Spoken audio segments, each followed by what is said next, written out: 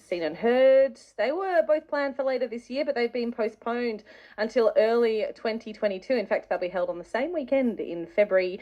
And it is really hard to plan at the moment. You might be feeling that in your own life, even knowing the best day to go to the supermarket to avoid the amount of people, to plan a walk with friends, to know exactly what you can do. As that 70% approaches, it's challenging. So as we approach the end of a year, the new year with promised freedoms thanks to vaccinations, what's it like to start festival preparations in the creative industries? How do you weigh up what it might look like, what the situation might be, and hopefully not have to go through that cancellation again? Phil Aughey is the artistic director and founder of the Newcastle Fringe Festival. Good morning. Good morning, Kai. Are you excited to be looking to next year to just get this one out of the way, park it, forget about it, never talk about it again? No, we're very excited about next year. We are feeling very confident. You've got to look logical at these things. The 70% mark should pass next month. I'm sure there's going to be an upsurge in cases in November, but come March next year, we're feeling very confident. Yeah, and there is talk that, we don't need to worry about having 0 cases anymore, that things will continue, especially for those who are vaccinated. What do you think that means for the planning that you can do, Phil? Well, it simply means that, they're saying 70% by October. Hopefully by March next year, most of the population will have been jabbed. So we feel very, very safe. Of course, we can't look into the future. We don't know what's around the corner, but all that we can do is plan and hope for the best. Yeah. So how do you start planning? What are you weighing up at the moment? What are you asking? Well, yeah, right at the moment we're doing an artist call out. So we've sent press releases, a lot of social media contacts. This is basically, we opened on the 1st of September, and we're asking artists all over Australia. I'd love some international artists to come, but there's a big question mark with that. But look, we opened on the 1st of September. Our expressions of interest have been overwhelming. Really, we've got lots and lots. We close on the 15th of October. So at that point, yours truly will start to program with our wonderful venues we have in Newcastle. Hopefully have the program set in early November, and off we go from there. How do you weigh up, whether there might need to still be that online component or be able to trigger an online component if needed next year? Yeah, well, this is what we did because, as you'll be well aware, the 2019 festival, the 2020 festival had to be cancelled with 2 days to go, which was heartbreaking for not just us, but particularly the artists.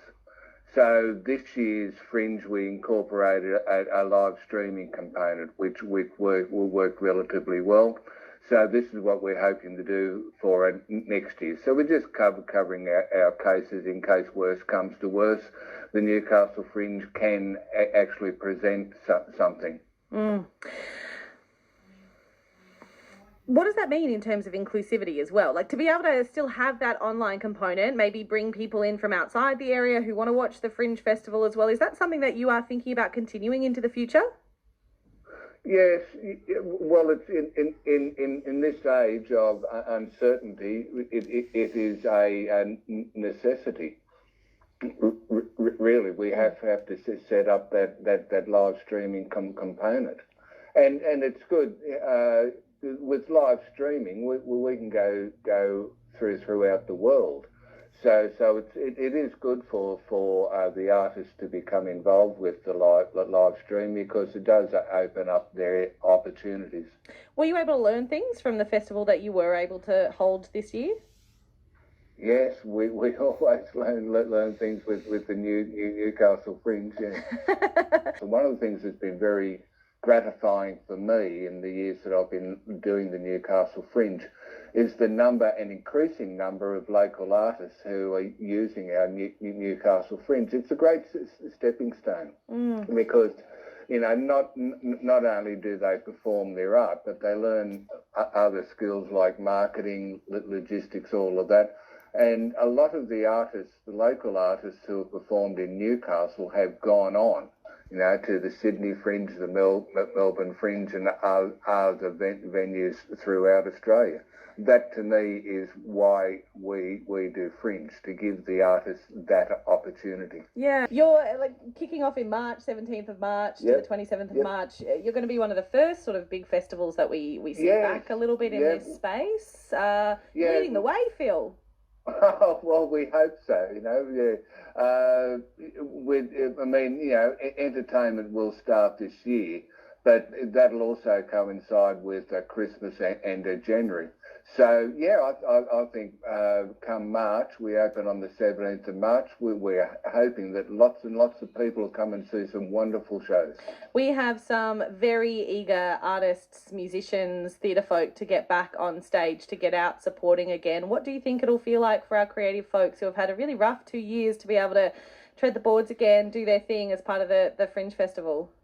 It has been a very rough time for artists throughout Australia. This is why we're absolutely delighted to put on our Newcastle Fringe. It'll be such a relief for the artists to actually start to make a bob, and the satisfaction of getting on stage and performing again. It's very exciting. If there are artists listening, they can pop in their submission now. Best way to do it is on the website, Phil? Yes, you'll find it's all pretty logical on our website. Just submit an expression of interest. We'll send out the application form and get that into us as soon as you can. The entries close on the 15th of October. Perfect. Phil, great to catch up. Enjoy this planning stage. It's very exciting. Can't wait to see the program when it gets released.